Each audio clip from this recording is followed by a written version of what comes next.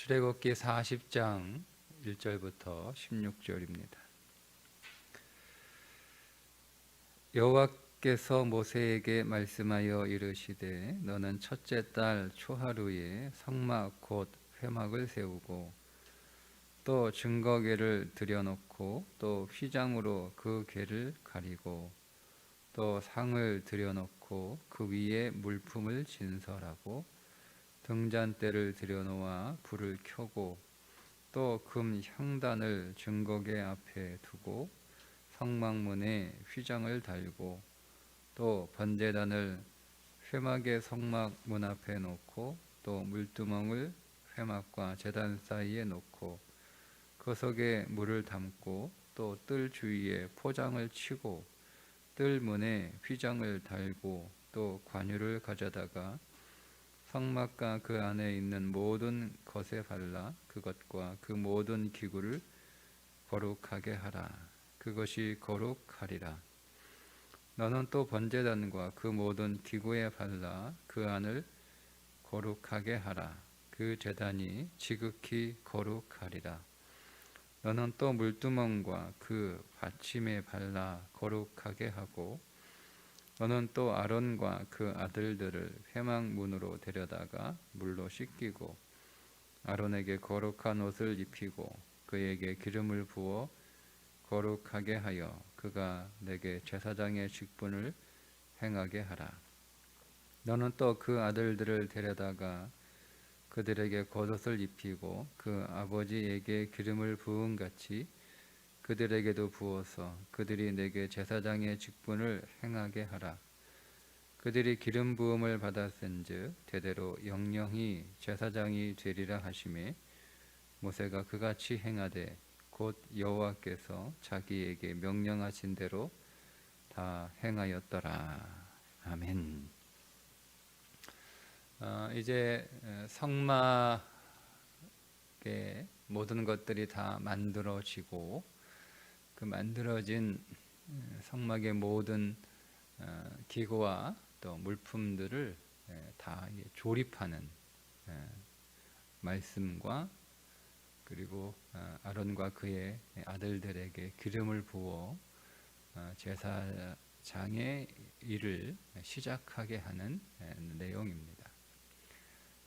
그 만든 것들을 다 하나하나 조립하는데 조립하는 순서를 보면 먼저 회막을 세우고 일단 날짜가 첫째 달 초하루죠.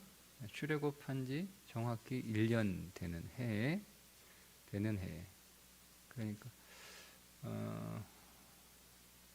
출애굽하고 나서 그 시내산에 도착한 게 한 달 혹은 2달 뒤에 도착을 하거든요. 그리고 거기에서 시내산에서 이제 약 11개월 정도 머물게 되는데 그 11개월 머무는 동안에 이제 성막을 만든 거예요. 대략 한 6개월 정도 시간이 걸립니다.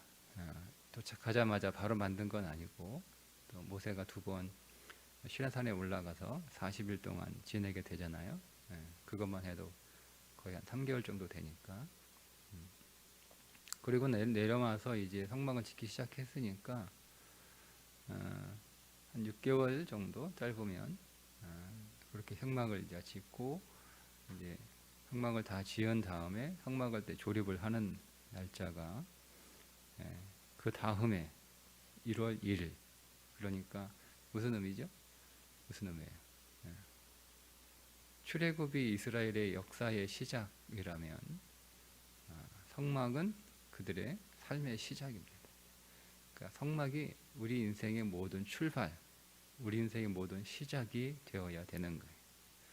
그러니까 예배가 오늘 우리의 모든 삶의 시작이 되어야 된다라고 하는 거죠.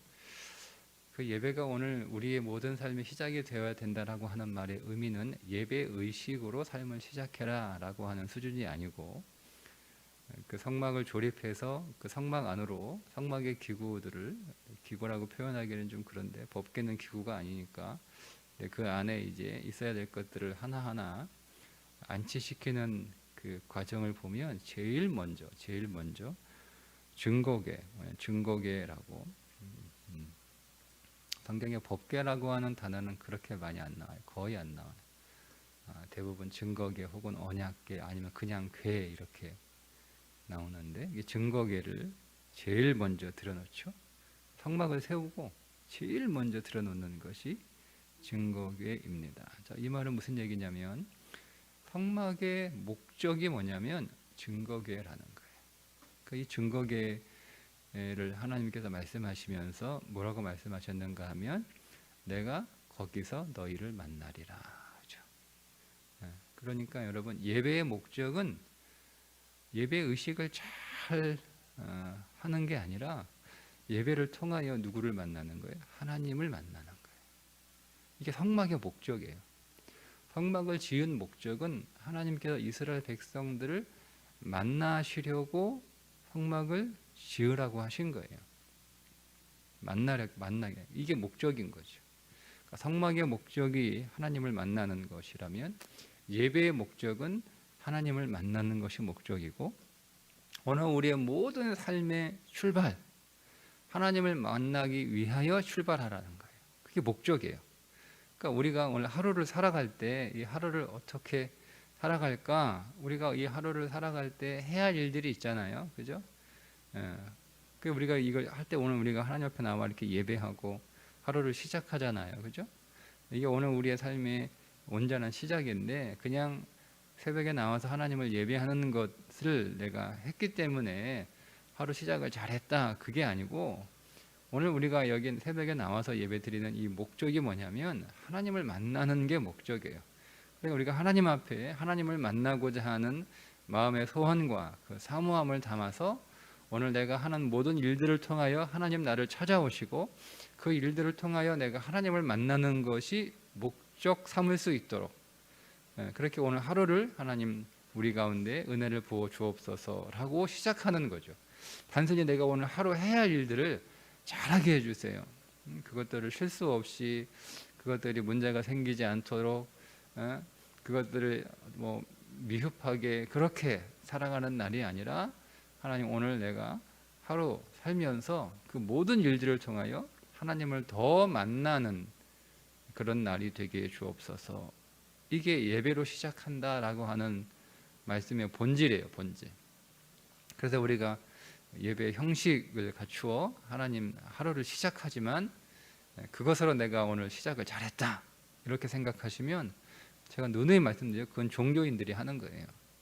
그리스도인들은 내가 오늘 하나님을 오늘도 만나리라, 오늘도 하나님 안으로 더 들어가니라, 오늘도 그리스도를 더 가까이 내가 체험하리라, 이것이 오늘 우리 하루의 삶의 목적이 돼야 되는 거예요. 그러니까 오늘 우리가 하루를 잘 살았다라고 하는 것은 내가 하나님을 만났다, 하나님을 경험했다. 여러분, 이것이 오늘 하루를 잘 살았다가 되어야 되는 것이고, 그렇지 않고 오늘 우리가 하나님을 만나지 못하고 그냥 사람만 만나고 사건만 만났으면 오늘 우리는 그 하루가 비록 우리 인생 안에서 즐거운 날이라 할지라도 하루를 잘 산 것은 아니다라는 거죠.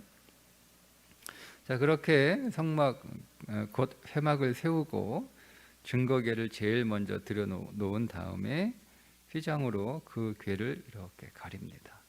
접근할 수 없으니까. 접근 금지죠. 접근할 수 없다. 접근할 수 없다라고 하는 거죠.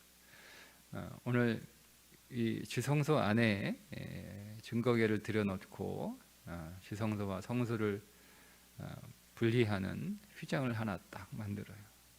휘장이 그 성막 안으로도 사실은 대제사장 말고는 아무도 못 들어가거든요.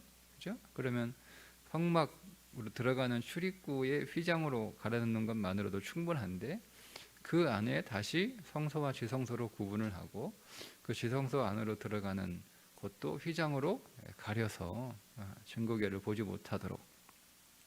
증거궤는 이제 1년에 단 한 번 밖에 그것도 이제 뭐 들어가지 못해요. 뭐 이렇게 걷어놓고 뭐 그 안에 이렇게 하는 거기 때문에, 이걸 딱 보면 뭐가 연상이 되냐면 하나님께서 화형검으로 에덴을 두르고 있는 것이 연상이 돼요. 아무도 들어갈 수 없는 거예요. 안 그러면 다 죽어요. 불칼에 다 죽는 거예요. 예.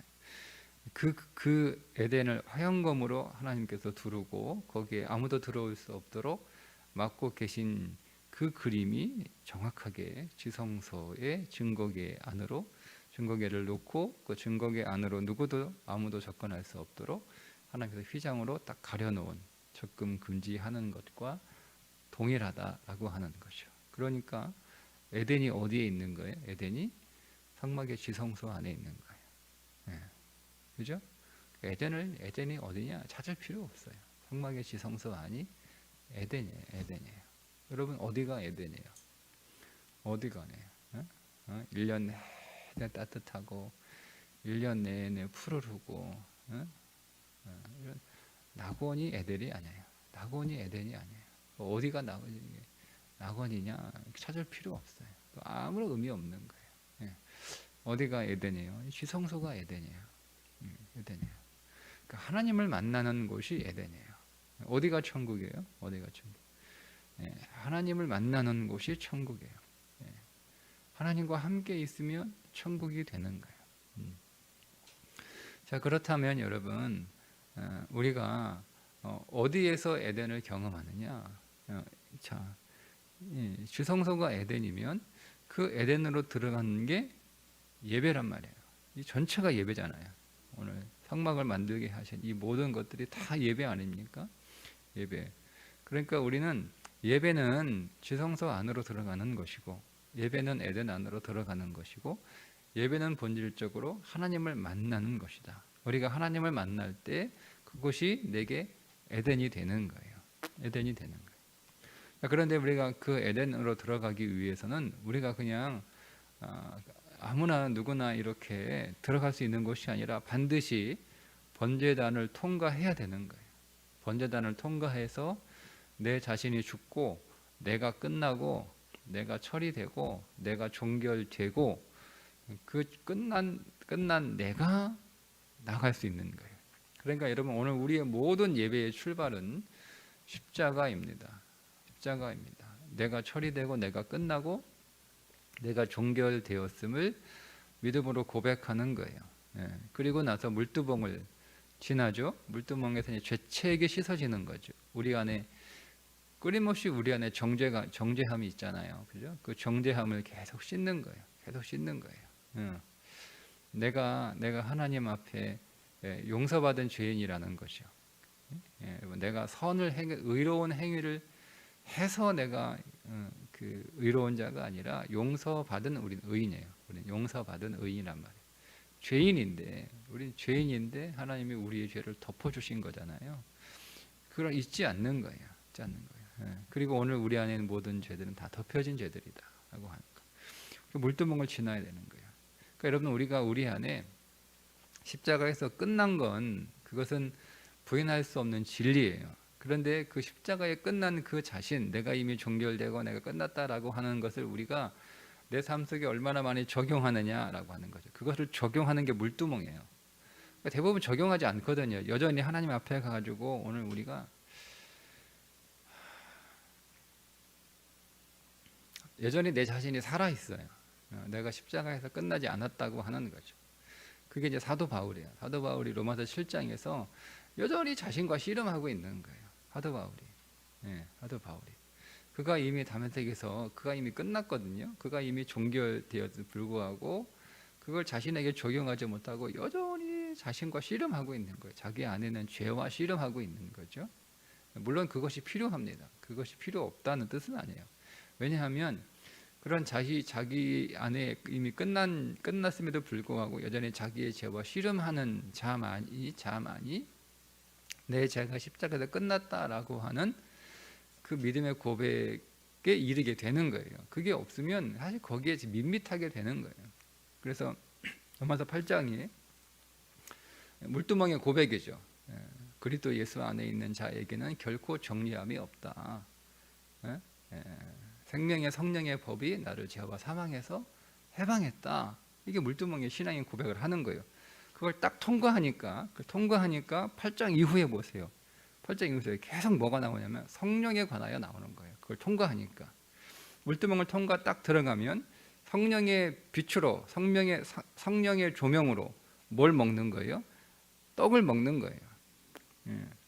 말씀드린 것처럼 그 떡을 우리가 성경의 말씀을 우리가 생명의 떡으로 그리스도로 취해서 먹어야 되는데 그것을 성령의 조명이 없으면 그 떡이 생명의 떡으로 보이지 않는 거예요.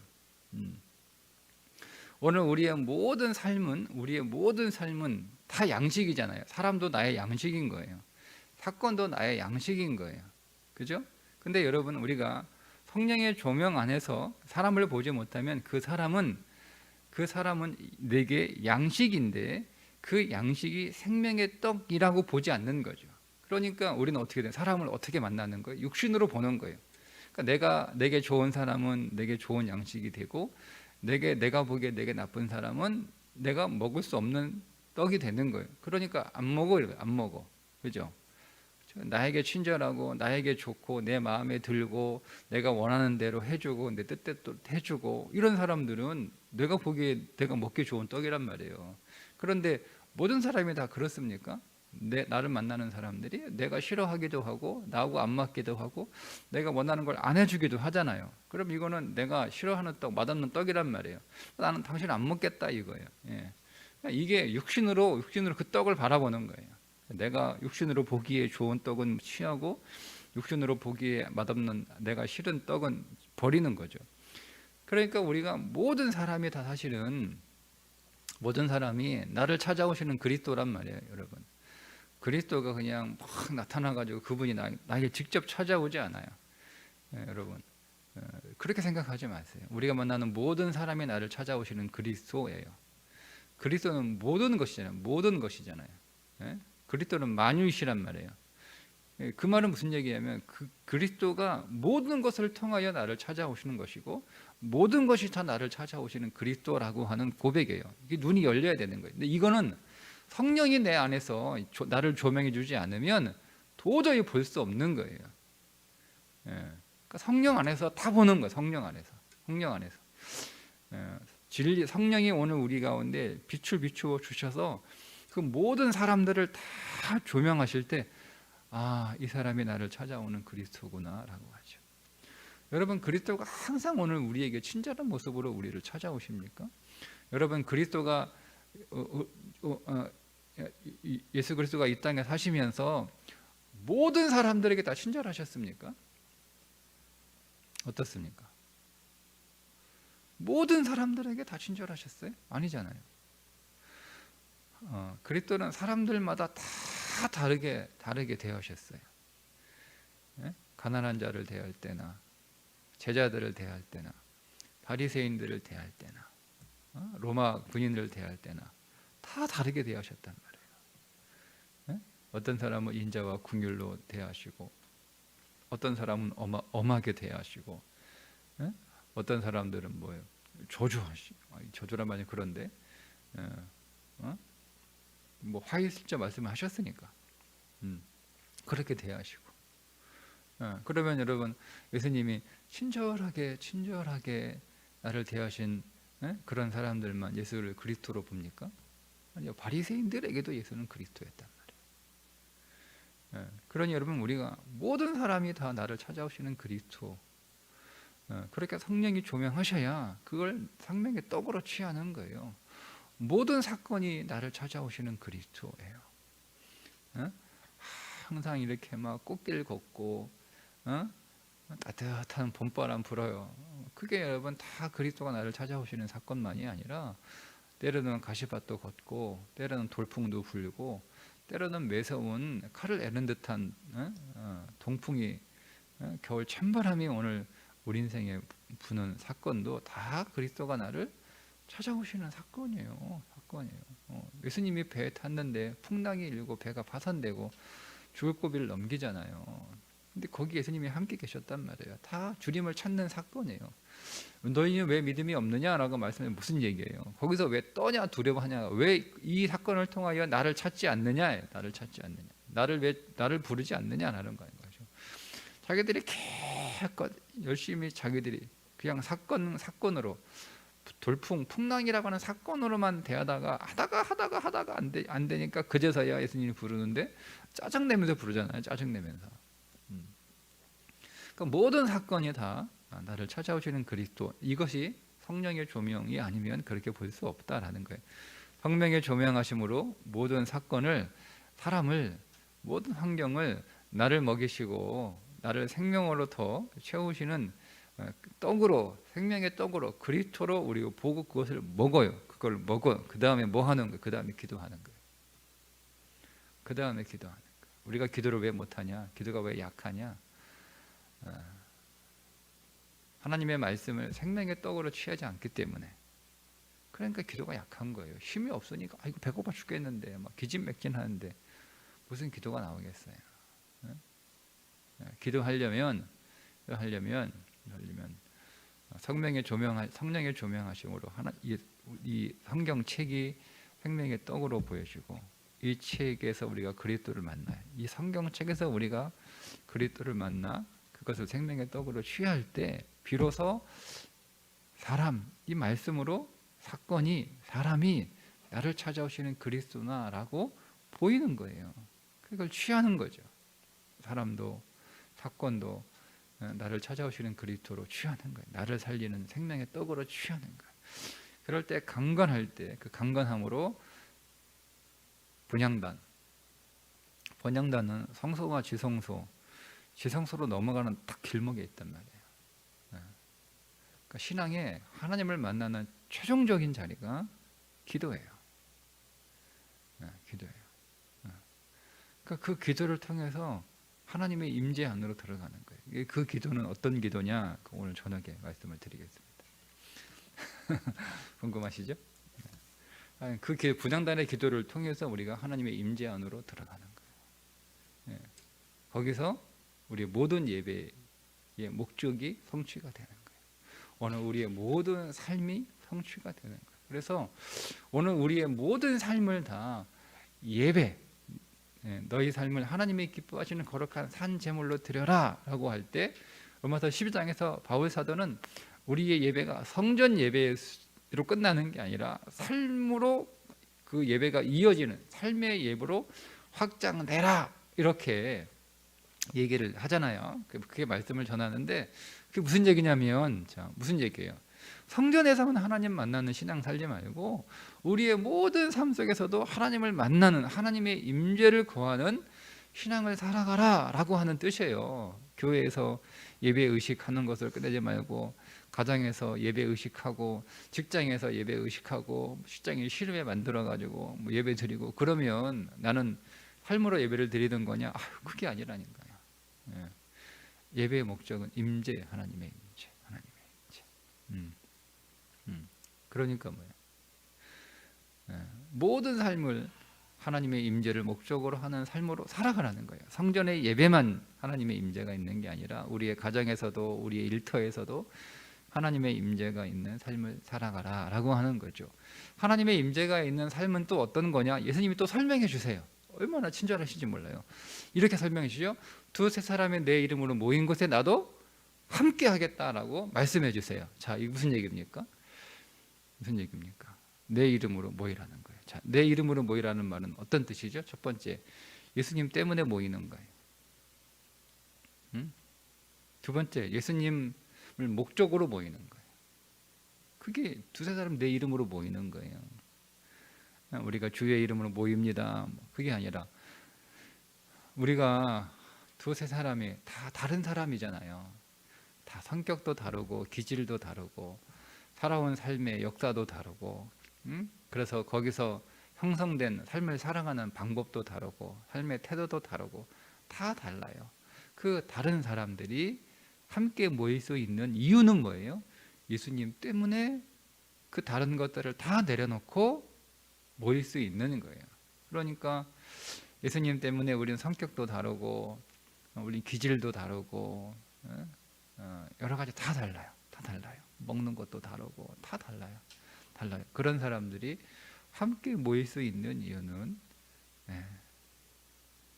우리는 내 이름으로 모이는 것이 아니라 예수님의 이름으로 모인다는 거죠.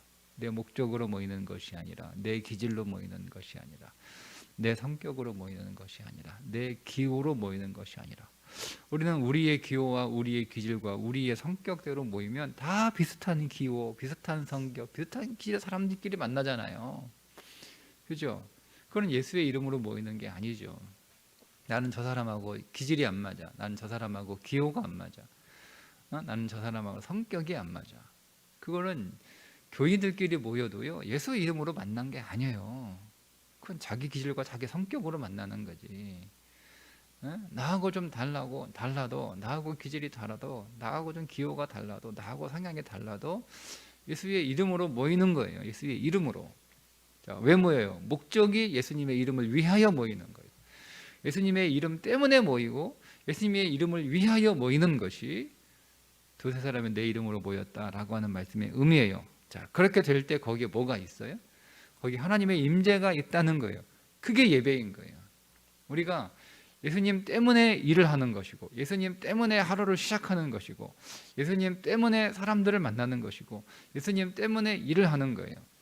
그리고 그 예수님을 위하여 오늘 하루를 시작하고, 예수님을 위하여 사람을 만나고, 예수님을 위하여 하루의 일들을 하러 가는 거예요. 그게 예배죠. 그게 예배. 그때 우리는 하나님의 임재, 주의 임재를 경험하는 거예요. 우리 안에 그리스도가 더 찾아오시고, 더 충만해지시고, 더 풍성해지시고, 더 확장되시고, 우리 안에 그리스도가 더 강해지시는 거예요. 나는 계속 약해지는 거죠. 나는 계속 약해지는 거예요. 내 감정도 약해지고, 내 기질도, 내 성향도, 성격도 약해지고, 내 뜻도 약해지고, 내 힘도 약해지고, 뭐가 더 강해지는 거예요? 그리스도가 내 안에서 더 강해지는 거죠. 그리스도의 그분의 성품이 더 강해지고, 그분의 기질이 더 강해지고, 그분의 뜻이 더 강해지고, 그분의 길이 더 강해지고, 다 강해지는 거예요. 그분의 능력이 내 안에 더 강해지고, 그분이 더 일하시고, 그분이 더 역사하시고, 그게 성도의 믿음이 성장하고 깊어지고 있다라고 하는 것이에요. 그게 예배예요. 그게 우리가 그렇게 온 삶을 다 내 인생을 예배로 드리게 되는 거예요. 그래서 내 온 삶에 그리스도가 충만해지는 거죠. 그리스도의 온전한 임재가 우리 가운데 경험되고 우리 안에 조성이 될 때, 그때 우리는 내 인생을 다 하나님 앞에 예배로 살았다라고 고백할 수 있는 것이고, 그때 잘 살았다라고 인정을 받는 거예요. 그게 성막을 통해서 우리가 봐야 되는 거예요.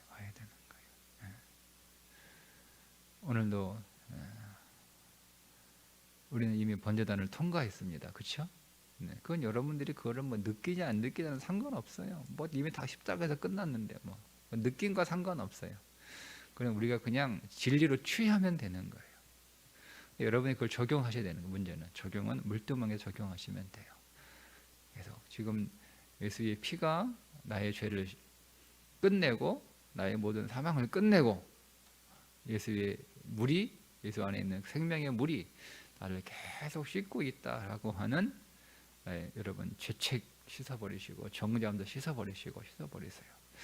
그때 오늘 우리 안에 성령의 기름 부으심이 있는 거야.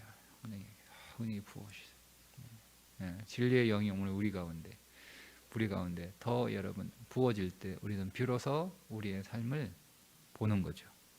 예수로 보는 거예요. 사람도 나를 찾아오시는 예수로 보는 거죠. 사건도 나를 찾아오시는 예수로 보는 거예요.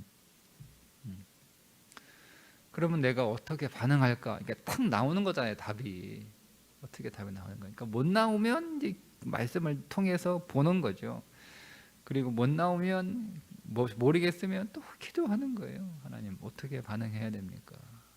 어떻게 반응해야 됩니까? 여러분 기도 안 하고 말씀 안 보면 여러분 모든 사람들을 다 친절하게 대하는 게, 그게 여러분 예수가 사람들을 대하는 게 아니라고 말씀을 드렸잖아요. 어떻게 대해야 되는지 여러분 기도하시고 말씀을 통해서 들으셔야 되는 거예요. 그럴 때 우리 안에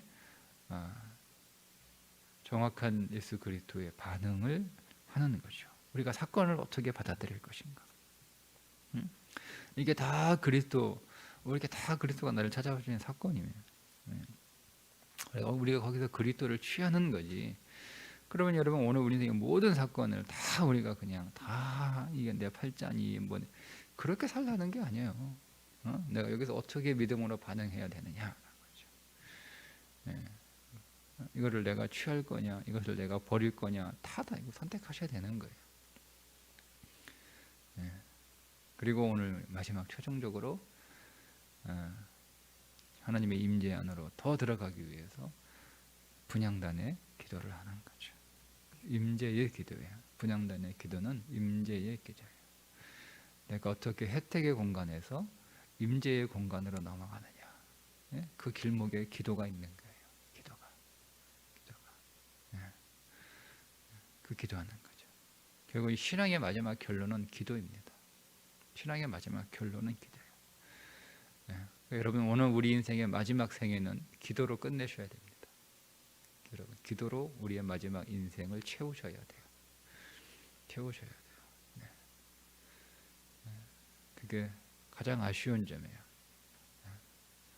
아쉬운 점이에요. 오늘 우리의 모든 삶의 짐이 다 내려질 때 우리는 한 가지 짐을 짊어지고 사야 됩니다. 그게 기도의 짐입니다.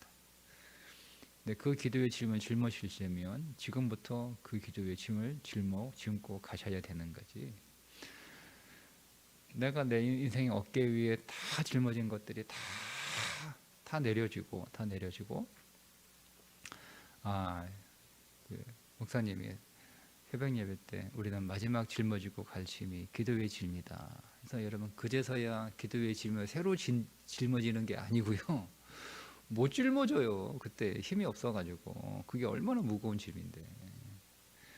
우리가 계속 짊어지고 있는 짐 속에 기도의 짐도 있는 거예요. 근데 거기에 다 내려놓고 마지막까지 우리가 내려놓으면 안 되는 짐, 계속 짊어지고 가야 될 짐이 기도의 짐이라는 말씀이지. 기도의 짐이 내 인생의 짐 항목에 없다가 나중에 그 항목으로 새로 추가는 못하는 거예요. 엄청나게 힘들어요. 그러니 여러분 기도의 짐을 계속 짊어지시되 그 기도의 짐이 가벼워지면 안 돼요. 계속 무거워지셔야 되는 거예요. 다른 것들은 다 가벼워지죠. 그죠? 네. 근데 기도의 짐은 더 무거워져야 되는 거예요. 그 말은 기도의 영역과 기도의 범위가 확장되고 더 깊어지는 거예요. 그게 기도가 무거워지는 거예요. 그런데 대부분 기도가 가벼워져요. 또 가벼워져요. 왜 그래요? 다 혜택의 기도만 했기 때문에 그래요. 다 혜택의 기도만 했기 때문에. 그래 가벼워지는 거예요. 뭐 나이 들어 늙은데 뭐 필요한 게 뭐가 있어요? 필요한 거 다 필요 없죠. 그러니까 기도가 가벼워지는 거죠. 기도가 더 무거워져야 돼요.